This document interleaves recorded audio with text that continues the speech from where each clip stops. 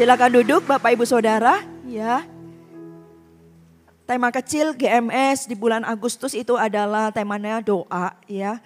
Karena itu hari ini saya juga bicara tentang doa. Saya dengan pastor saya punya kerinduan.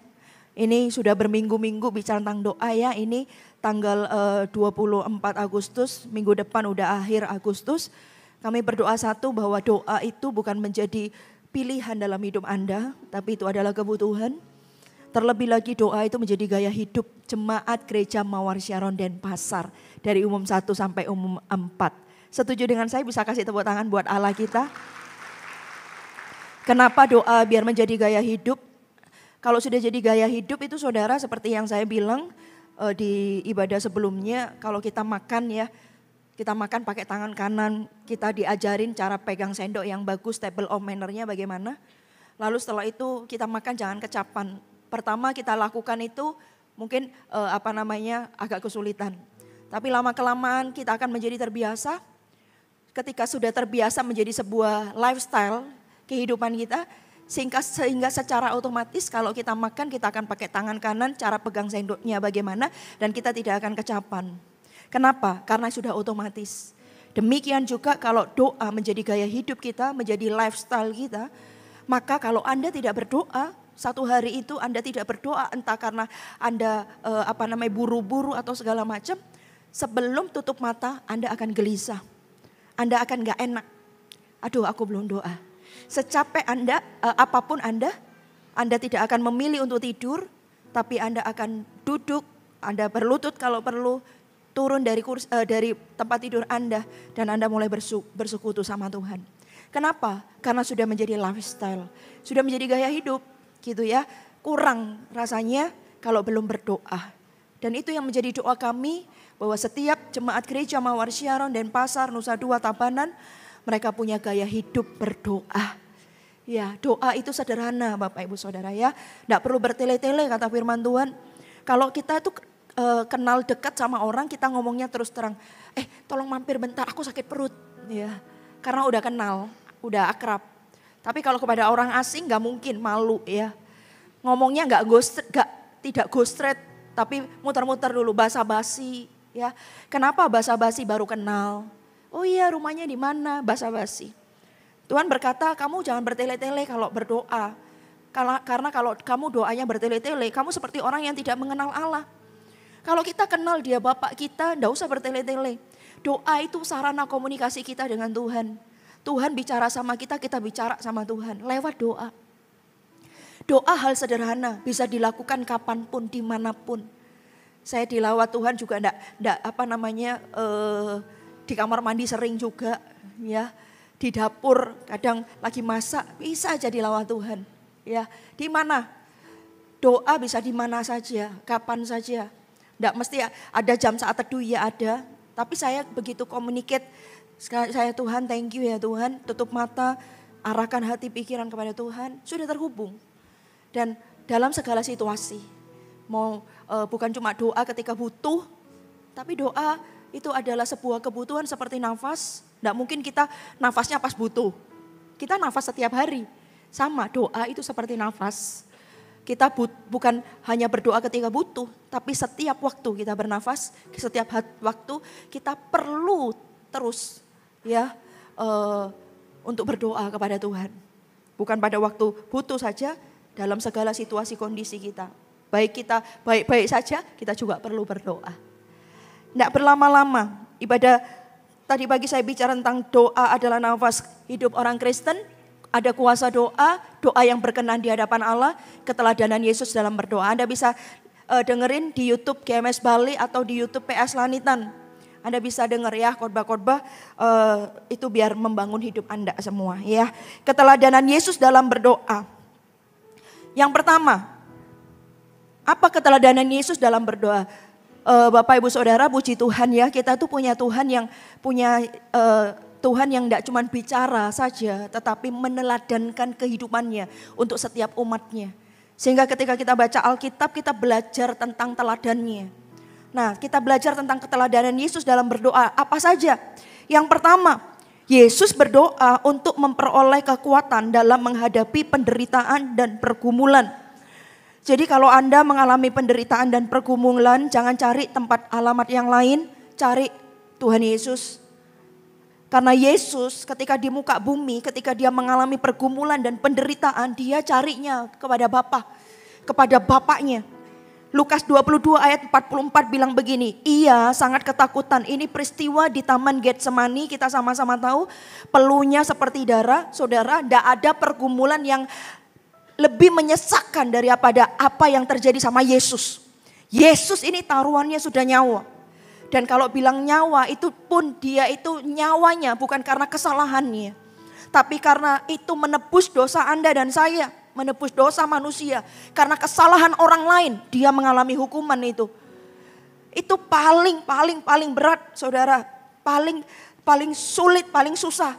Jadi kalau Anda berkata beban Anda itu berat, masalah Anda itu berat, Anda salah besar. Yesus bebannya jauh lebih berat. Yesus pergumulannya jauh lebih berat.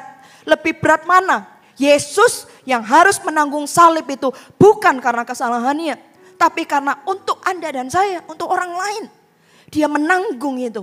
Lebih berat mana? Saya ketemu dengan seseorang tadi. Dia berdoa gini, apa yang saya bisa doakan? Dia bilang, Pastor Lani saya minta didoakan. Oke, apa yang saya bisa doakan? Saya mau doa pasangan hidup. Saya tanya, umurnya berapa? Umurnya sekian. Oke, apa kamu, saya bilang gini, apa kamu percaya kamu akan dapat pasangan hidup? Saya sih sebenarnya kurang percaya. Kalau gitu saya nggak perlu berdoa. Ngapain? Karena ya nggak percaya saudara. Nggak percaya. Lalu saya bilang gini, orang berdoa itu karena percaya bahwa apapun yang kamu doa, kamu akan menerimanya. Ada itu ayatnya. Karena itu makanya Anda harus dengar ya YouTube. Daripada ibadah 1 sampai ibadah 3. Semuanya nyambung Bapak Ibu Saudara ya. Lalu saya bilang tentang sebuah tokoh dan segala macam. Dia bilang, tapi masalah orang itu lebih ringan daripada masalah saya. Saudara dengar saya baik-baik. Tidak ada masalah orang lain lebih ringan daripada masalahmu. Semua orang menganggap masalahnya itu adalah yang paling besar. Tapi saya mau beritahu, Yesus jauh lebih besar. Yesus jauh lebih berbeban. Bebannya itu bukan karena kesalahannya, karena kesalahan Anda dan saya. Ia sangat ketakutan. Di ayat 22, Lukas 22 ayat 44. Ia sangat ketakutan dan makin bersungguh-sungguh berdoa. Peluhnya menjadi seperti titik-titik darah yang bertetesan ke tanah. Dikatakan Yesus juga mengalami takut, mengalami gentar ketika peristiwa di Taman Getsemani itu. Peluhnya seperti darah. Itu karena saking stresnya tingkat tinggi sehingga peluh itu keringat itu loh. Bisa mengeluarkan darah. Disinyalir, ditafsirkan itu dari pori-porinya. Saking stres berat itu keluarlah berupa bukan air, keringat itu kan air bukan, tapi berupa darah. Jadi Yesus mengalami beban yang sangat berat, mengalami pergumulan yang sangat berat. Tetapi ketika itu terjadi dia tidak cari pertolongan kepada manusia. Dia cari pertolongan yang tepat yaitu kepada Bapaknya.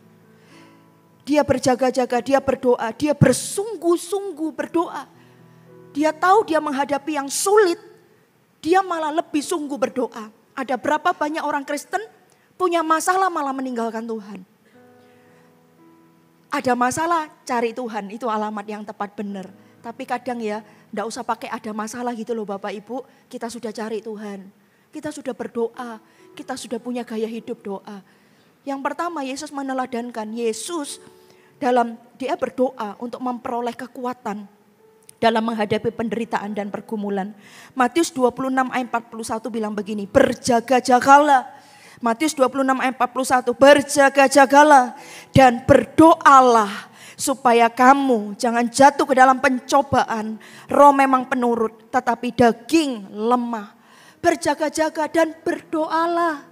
Bersungguh-sungguhlah berdoa ketika Anda dalam pergumulan, doa Bapak Ibu Saudara. Doa itulah kekuatanmu. Doa itulah jalan keluarmu. Karena doa bisa mengubah sesuatu yang mustahil bisa terjadi dalam kehidupanmu. Doa itu kuncinya. DOA sederhana. Banyak orang tidak melakukannya. Dalam pergumulan Ayub contohnya. Ayub pergumulannya juga berat. Ya, dia anak-anaknya mati. Harta bendanya semuanya habis. Lalu tubuhnya juga habis. Sakit penyakit ada dalam dirinya. Kalau Anda baca sampai mungkin gatal atau apa ya, digaruk pakai beling. Beling itu ya Bapak Ibu Saudara, digaruk pakai beling saking gatalnya dia. Anda bisa bayangkan garuk pakai beling itu bagaimana? Kita kalau ada barang pecah aja kita hindari supaya kaki ini tidak kena pecahannya. Supaya kakinya tidak terluka. Ini sengaja malah beling itu digosokkan di badannya. Saking gatalnya, saking sengsaranya dia tidak tahu gimana caranya. Gitu ya. Sakit penyakit itu menyiksa dia. Apa yang dilakukan oleh Ayub? Dia mengalami penderitaan hebat, kehilangan anak, harta, kesehatan. Doanya, dia berkeluh kesah kepada bapaknya. Dia jujur, dia mencari keadilan kepada Tuhan. Di Ayub 1 ayat 21 dia bilang begini, telanjang aku keluar dari kandungan ibuku, telanjang juga aku akan kembali ke dalamnya. Kita sama-sama tahu kisahnya, dia tidak pernah berpaling dari Tuhannya. Bahkan istrinya sendiri menyuruh, tapi dia tidak. Dia tetap setia kepada Tuhan. Telanjang aku keluar dari kandungan, telanjang juga aku akan kembali ke dalamnya. Dari mana dia dapat kekuatan itu? Dari ketika berdoa. Karena kalau orang itu berdoa, ada transfer kekuatan. Ada transfer kekuatan dari surga kepada orang itu.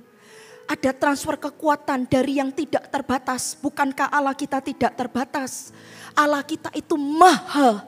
Maha itu di atas segala sesuatunya, itu namanya maha. Dia maha kuasa. Dia maha hebat. Jadi kuasa apapun dia maha, itu berarti di atasnya. Dia hebat, dia maha hebat. Kehebatan apapun di muka bumi ini dia maha. Dia lebih hebat daripada kehebatan apapun di muka bumi ini. Dia maha. Sehingga ketika kita berdoa, ada sesuatu yang transfer. Di sini keluh kesahmu, doamu ditransferkan kepada Tuhan. Beban hidupmu ditransferkan kepadanya. Demikian juga ketika engkau berdoa, kekuatan dari surga ditransferkan dalam dirimu. Sehingga yang maha tak terbatas itu ada tinggal di sini yang terbatas. Sehingga ketika kita yang terbatas jadi tidak terbatas. Kita yang tidak mampu, ada kemampuan dari Tuhan. Ada kekuatan dari Tuhan yang Tuhan berikan. Sehingga kita ini mampu, Bapak Ibu Saudara. Ada kekuatan, kemampuan, kehebatan. Itu Tuhan transferkan kepada kita. Makanya ketika kita ada dalam pergumulan, dalam penderitaan, jangan lupa Tuhan. Berdoalah kepadanya. Karena ketika Anda berdoa, ada sesuatu yang ditransferkan. Yesus, Engkau Bapakku. Yesus, aku milik-Mu. Yesus, ku ingin mengenal-Mu semakin dalam, mengasihi-Mu.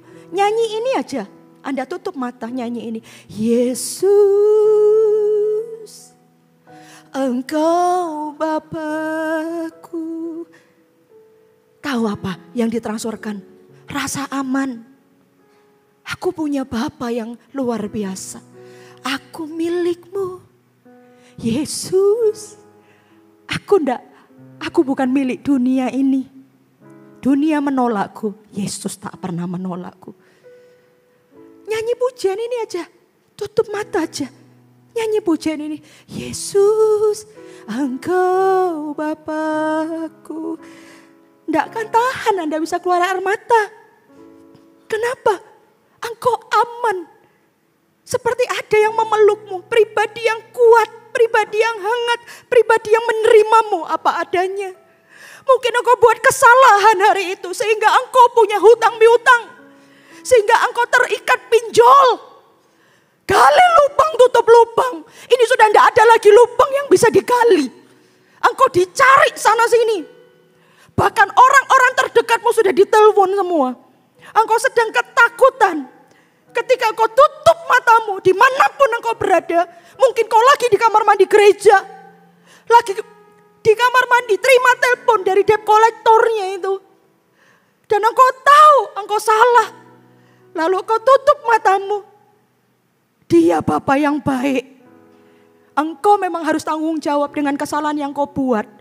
Tapi paling enggak ada Tuhan yang membelamu, menolongmu, memberikan tuntunan kepadamu untuk engkau keluar dari jeratan ini semua. Yesus, Engkau Bapakku. Yesus, aku milikmu. Aku tidak sendirian di Pulau Bali ini. Sekalipun karena aku tulang punggung, aku harus pindah ke Bali. Aku harus cari kerja di sini karena mungkin orang tuaku bankrupt, sudah bangkrut. Dan mau tidak mau aku harus cari peluang hidup dan aku ada di Bali ini. Aku harus cari kerjaan apapun. Hari ini masih lamar belum dapat. Rasanya kok sulit. Belum lagi di kantor itu kau mengalami bullying. Apapun. Semua orang punya pergumulannya masing-masing. Semua orang punya peperangannya masing-masing. Semua orang punya pergumulannya masing-masing. Tapi dengar saya baik-baik. Yesus, dia meneladankan kepada kita. Ketika dia dalam kesesakan, dengar saya baik-baik. Bebanmu, beban kita tidak jauh lebih besar daripada beban Yesus yang ditanggung. Jadi kalau hari ini kau merasa bebanmu besar, dengar saya baik-baik. Ada kabar baik. Yesus punya beban jauh lebih besar. Tapi dia datang kepada Bapaknya. Dan Bapa mengambil alih semuanya itu. Demikian juga dengan Anda dan saya. Datanglah kepada Yesus. Berserulah kepadanya. Mungkin masalahmu tetap ada. Saya khotbah itu tidak tahu ibadah yang keberapa. Tapi doa pertama-tama itu mengubahkan hati kita terlebih dahulu. Sebelum situasi dan kondisi kita. Doa. Saudara, kita punya senjata yang powerful. Kenapa enggak dipakai? Kenapa enggak dipakai? Kenapa cari pertolongan di tempat yang lain? Engkau punya. Dan itu ada dalam dirimu. Anytime, dimanapun, kapanpun, kau bisa pakai. Engkau bisa pakai.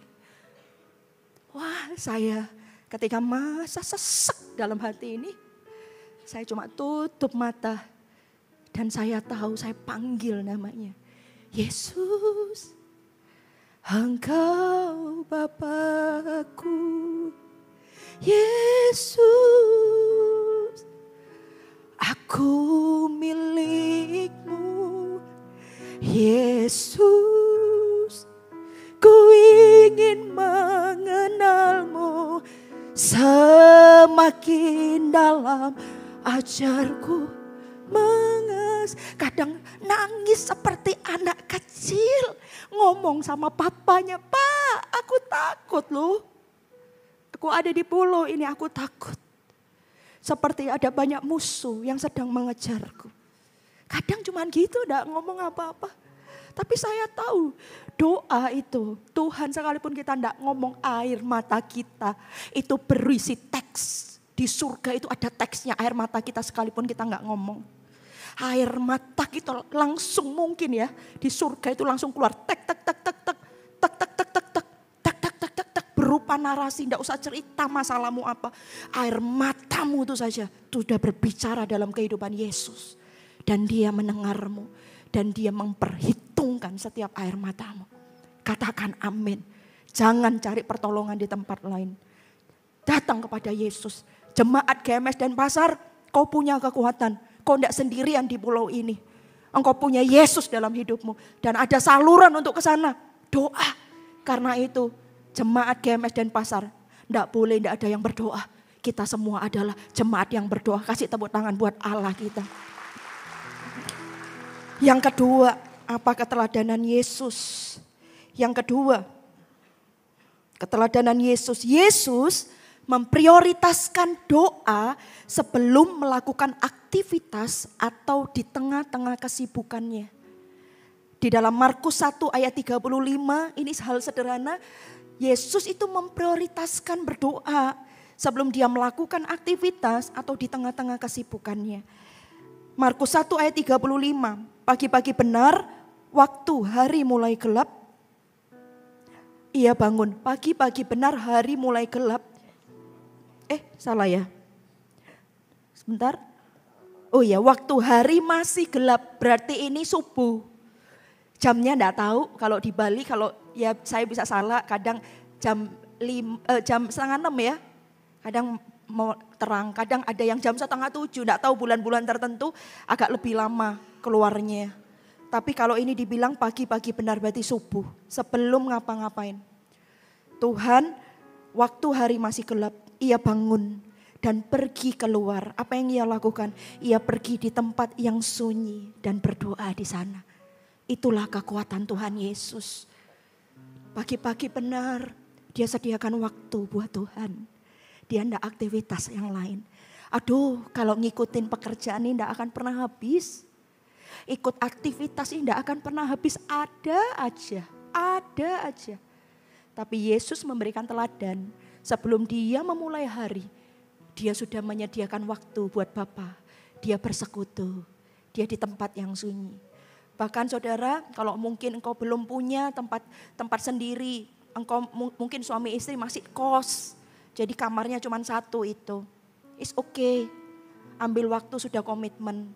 Saya jam segini ya, saya doa, enggak usah diganggu. Jam itu, bersekutu sama Tuhan, itulah kekuatanmu. Sepanjang hari itu kita tuh bisa enjoy. Kita bisa nanti Tuhan pimpin ketemu dengan orang yang tepat. Yang kita lakukan itu enggak salah-salah. Yang kita omongkan itu loh enggak salah-salah. Keputusan yang kita ambil itu loh kayak ada tuntunan. Kenapa? Karena pagi-pagi waktu hari masih gelap kita sudah bangun dan kita sudah di tempat yang sunyi berdoa kepada Bapa. Coba kita lihat lagi. Matius 14 ayat 23. Dan setelah orang banyak itu disuruhnya pulang, ini pada waktu Yesus pelayanan, Yesus naik ke atas bukit untuk berdoa seorang diri. Ketika hari sudah malam, ia sendirian di situ. Pagi doa, malam ya doa, di tengah kesibukan, selesai pelayanan, selesai khotbah, selesai KKR. Selesai khotbah ini paling krusial. Kayaknya kan sudah 1 harian di rumah Tuhan. Apalagi khotbah, bagikan firman Tuhan terus, paling krusial. Ambil waktu, kadang sudah capek fisik ya, tapi ambil waktu untuk thank you Tuhan Yesus sepanjang hari ini. Enggak lupa, Yesus pun enggak lupa. Dia suruh murid-muridnya pergi, apa yang dia lakukan? Dia naik ke atas bukit, dia diem sendirian. Saudara, sendirian itu perlu kadang. Untuk apa? Bukan untuk memukul diri, gantung diri, pukul diri, enggak ya. Tapi bersekutu sama Tuhan. Gak ada yang ganggu. Bersekutu. Bisa nangis, Anda bisa dilawat Tuhan, Anda bisa ngomong apa aja. Semuanya. Feel free. Just you and me. Hanya Tuhan dengan Anda. Saudara, itu momen-momen paling bagus. Tuhan ngomong dalam hidupmu, Anda ngomong kepadanya. Anda harus punya itu. Itulah kekuatanmu. Itu kekuatanmu. Itu yang membuat perkara-perkara mustahil bisa terjadi dalam kehidupanmu. Itu, bukan yang lain. Bukan sungguh-sungguh bukan. Bukan pengalaman, bukan kehebatan, bukan koneksi, bukan modal, bukan. Anda punya itu semua tapi tidak ada tuntunan Tuhan, gak bisa. Tapi kalau Anda punya Tuhan dan keintiman Anda doa sama Tuhan, melibatkan Tuhan, disitulah pekerjaan Tuhan akan nyata. Katakan amin. Siapa tokoh Alkitab yang punya kebiasaan yang sama seperti Yesus? Daud namanya. Daud itu punya kebiasaan. Daud sering memulai harinya dengan doa. Bahkan ketika dia adalah raja yang sibuk. Hati-hati ya. Kesibukan itu bukan keintiman. Kesibukan bukan keintiman. Jangan berpikir kita sibuk pelayanan berarti kita intim sama Tuhan. Enggak. Coba dicek. Kamu doa enggak? Punya doa enggak? Jangan lupa pelayanan itu muncul dari keintiman akan Tuhan. Tapi karena sibuknya pelayanan sampai lupa doa sekarang, salah. Daud itu memberikan contoh juga. Sering memulai harinya dengan doa, bahkan ketika dia menjadi raja yang sangat sibuk. Lawan kata keintiman itu adalah kesibukan. Saya sampai mau tulis di Instagram. lawan dari keintiman adalah kesibukan. Bukan berarti kita malas-malesan. Orang produktif itu pasti sibuk. Orang produktif itu pasti kejar-kejaran waktunya. Yes, saya tahu rasanya 24 jam itu enggak cukup. Tapi kalau Tuhan kasih 24 jam itu berarti cukup. Orang produktif itu sibuk, iya gitu. Kadang itu ciri orang yang produktif salah satunya adalah sibuk. Tapi dia tahu prioritas mana yang benar dan prioritas mana yang harus diutamakan di tengah-tengah semua tuntutan dan tanggung jawab yang dia harus kerjakan. Itu yang harus kita lakukan. Kita tetap memprioritaskan Tuhan di tengah-tengah kesibukan kita. Daud di ayat Mazmur 5 ayat 4. Ya Tuhan, pada waktu pagi Engkau mendengar seruanku. Pada waktu pagi aku mengatur persembahanku bagimu. Dan aku menunggu-nunggu. Daud menjadikan doa sebagai bagian dari rutinitas hariannya. Sebelum melakukan apapun termasuk memimpin bangsa. Daud, dia tuh memimpin bangsa bukan dengan, dia tidak punya pengalaman. Pengalamannya itu menggembalakan kambing 2 ekor saja. Jadi gembala, kambing domba. Cuma gembala, dia itu pengalamannya bukan jadi raja, jadi gembala. Kok bisa gembala jadi raja? Itu job description-nya sangat beda, saudara. Sangat beda tuh job description-nya. Tanggung jawabnya beda gembala sama jadi raja. Tapi karena dia punya keintiman dengan Tuhan.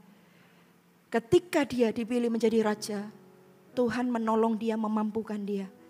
Ini Daud menjadikan doa sebagai bagian dari rutinitas hariannya sebelum melakukan apapun termasuk memimpin bangsa. Mimpin kambing domba ya gampang saudara, tidak nurut maaf kata dipukul pakai tongkat gembalanya. Memimpin umat coba Anda pukul, oh ya tidak nurut ya, jemaat ini tidak nurut ya, suruh berdoa enggak, berdoa dipukul gitu. Apa yang terjadi? Saya tidak mau ke GMS lagi. Gitu Bapak Ibu Saudara, gak bisa beda. Memimpin kambing domba, menggembalakan mereka sama memimpin umat, bangsa, beda. Tapi Daud itu kekuatannya di doanya itu. Doa itu sudah menjadi gaya hidupnya. Doa itu memprioritaskan Tuhan di tengah semua aktivitasnya dan di tengah kesibukannya. Yang ketiga, apa keteladanan Yesus dalam berdoa? Yang ketiga, Yesus berdoa sebelum mengambil keputusan yang penting. Sebelum mengambil keputusan penting jangan lupa doa Bapak Ibu. Lukas 6 ayat 12 sampai 13 firman Tuhan bilang gini, pada waktu itu pergilah Yesus ke bukit untuk berdoa. Dan semalam-malaman ia berdoa kepada Allah. Ketika hari siang, semalam-malaman tidak dihitung berapa lama, semalam-malaman itu pasti berjam-jam. Dan ketika hari siang, jadi Bapak Ibu Saudara mungkin dia doanya dari semalam-malaman, dari tengah malam, subuh sampai siang. Bisa begitu juga, bisa enggak tahu berapa jam, pasti yang lebih dari 8 jam. Ketika hari siang ia memanggil murid-muridnya kepadanya, lalu memilih dari antara mereka 12 orang yang disebutnya rasul. Loh ini momen penting loh ini, memilih 12 murid ini karena ini nanti akan sampai kepada bangsa-bangsa. Makanya GMS percaya CG, di tempat itu orang dimuridkan. Yesus juga punya CG-nya 12 murid. Karena dari 12 murid itu sampai ujung bumi Bapak Ibu Saudara. Thomas berakhir di India kalau nggak salah, betul ya. Rasul Petrus di mana? Di Yerusalem. Mereka berakhir ada di tempatnya masing-masing. Tapi mereka menginjil sampai kepada ujung bumi. Kita ini juga sampai kita bisa mendengar Injil di zaman ini. Itu dari 12 murid Yesus. Dan itu penting, keputusan penting yang diambil. Karena itu Yesus berdoa dan semalam-malaman. Makanya teladan Yesus ini kami lakukan juga. Kalau mendoakan pemimpin kami doa tengah malam. Karena kami percaya melahirkan pemimpin ketika kita berdoa di tengah malam itu bisa melahirkan pemimpin. Orang-orang tertentu saya ingat wajahnya, namanya bahkan saya sebut. Tuhan, aku inginkan orang ini menjadi pemimpin. Aku inginkan orang ini menjadi pemimpin, ini menjadi pemimpin, ini menjadi pemimpin. Doa semalam-malaman, tengah malam.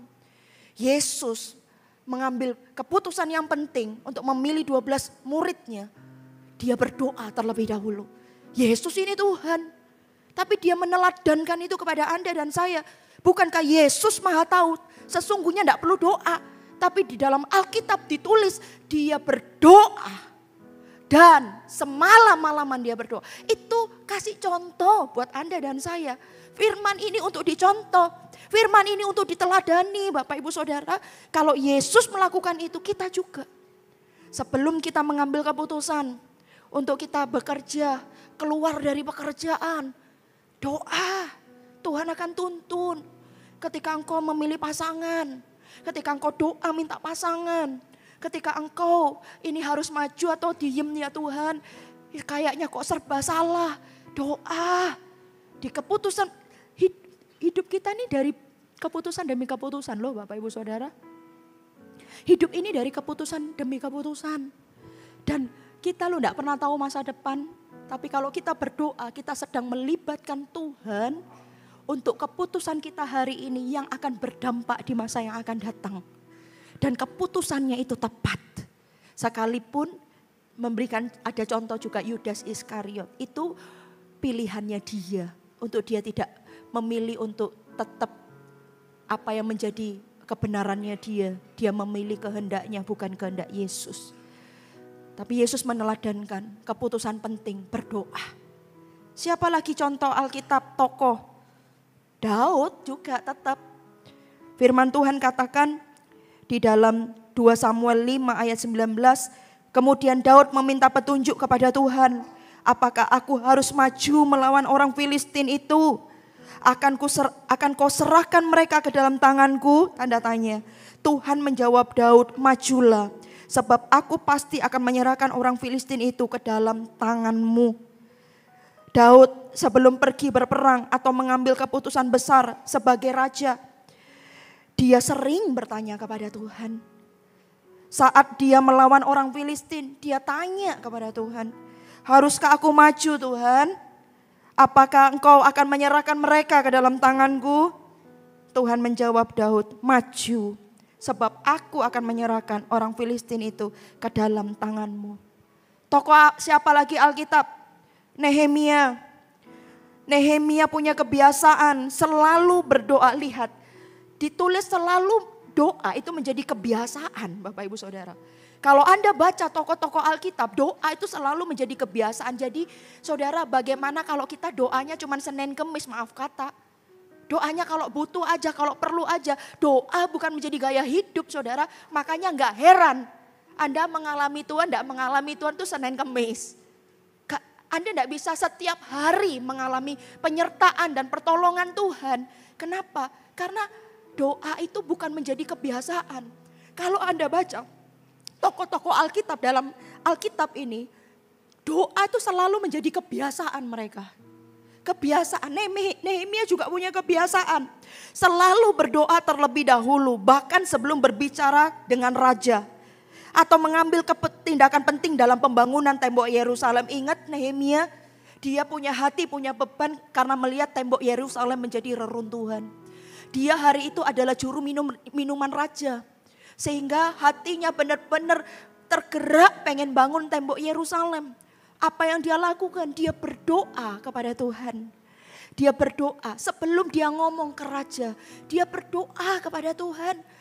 Tuhan, aku berbelas kasihan dengan tembok Yerusalem yang sudah menjadi reruntuhan itu. Dia pengen bangun tembok Yerusalem itu. Dia pengen lakukan sesuatu sama tembok Yerusalem itu. Dan dia berdoa kepada Tuhan. Dan apa yang terjadi ketika dia sebagai tugasnya menuangkan minuman raja. Menuangkan anggur menjadi minumannya raja. Di situ dia punya kesempatan bicara kepada rajanya. Dia cerita apa yang menjadi kerinduan hatinya. Tuhan buka jalan. Rajanya memberi izin. Bahkan bukan cuma itu. Dikasih surat dari rajanya. Bawa ini bersamamu. Nanti ketika ada hal-hal gitu ya. Saya lupa itu ya. dia akan ketemu sama siapa gitu ya. Ditunjukkan surat itu dari raja itu. Sehingga Nehemia lolos. Sehingga dia sampai ke Yerusalem dan dia membangun tembok Yerusalem.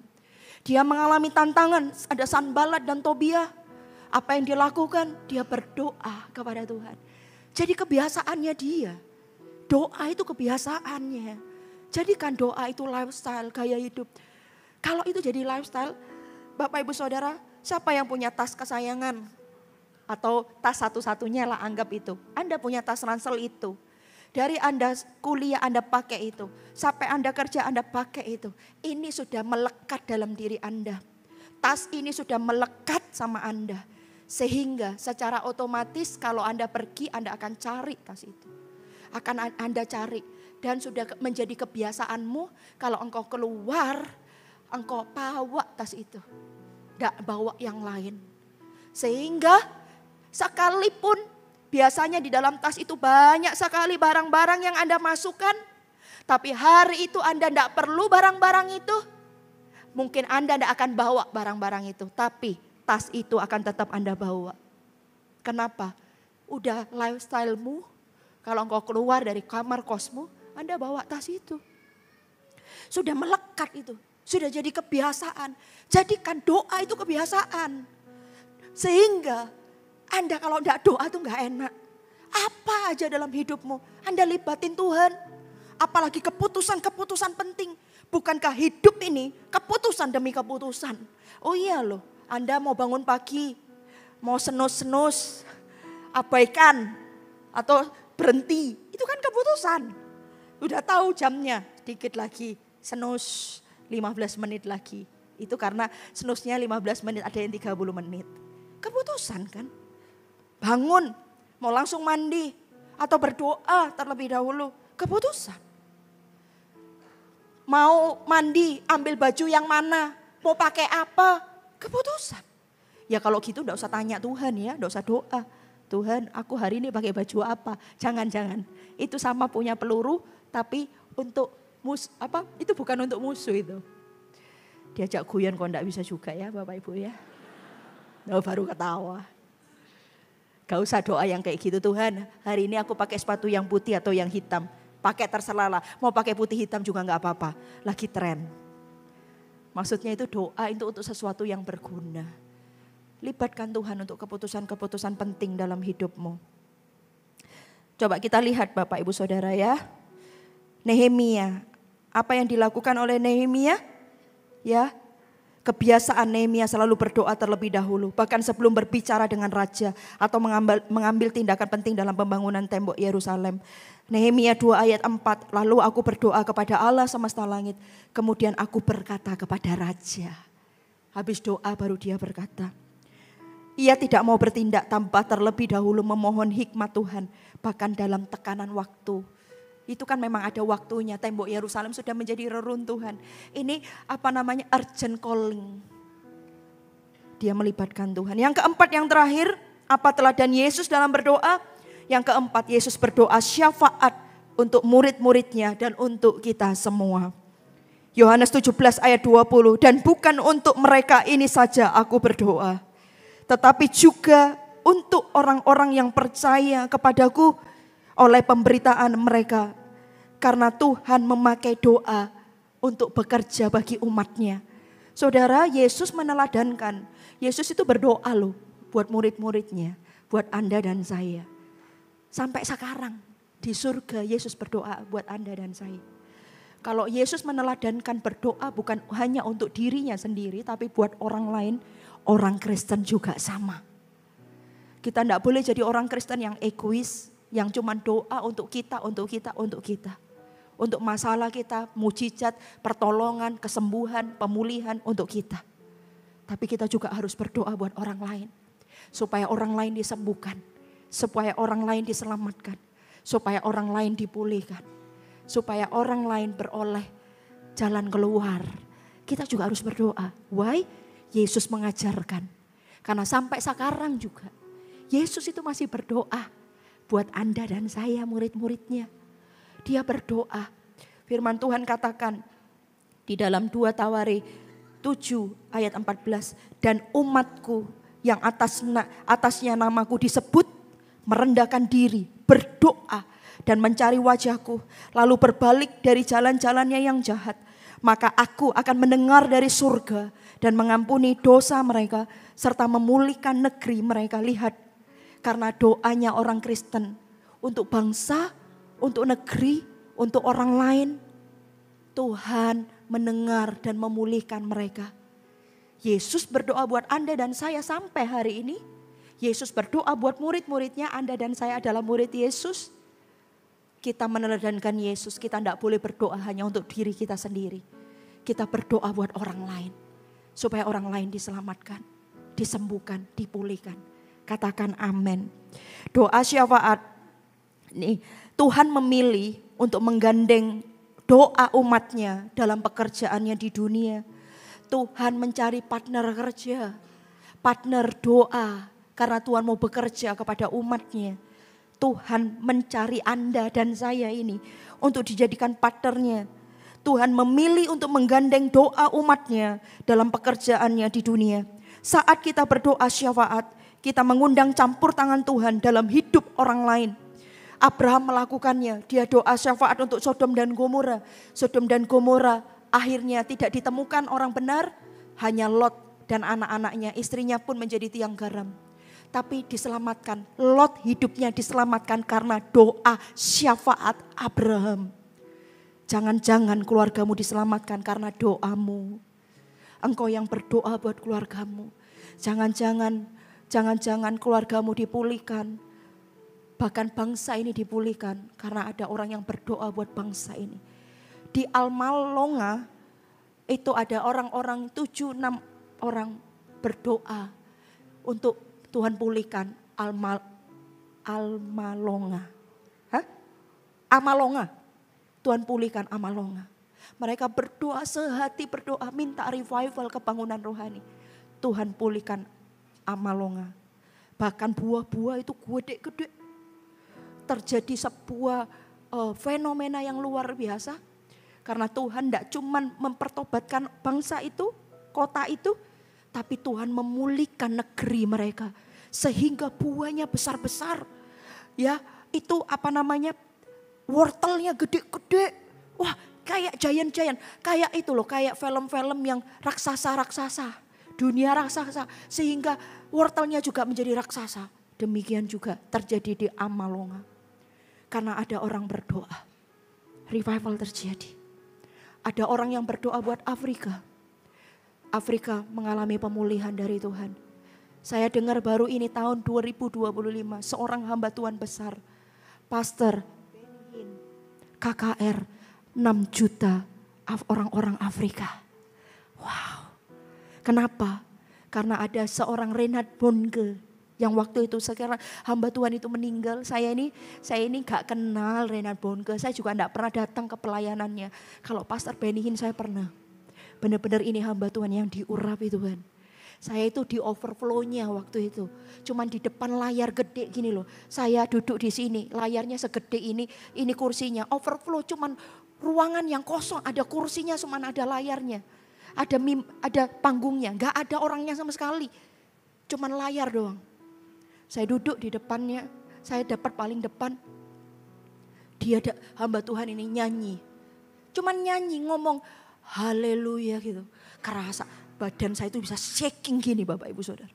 Bisa shaking. Oh, diurapi Tuhan hamba Tuhan ini. Dia berdoa berjam-jam setiap hari. Reinhard Bonke hatinya untuk Afrika. Give me Africa or I die. Give me Africa or I die. Hatinya selalu berdoa buat Afrika.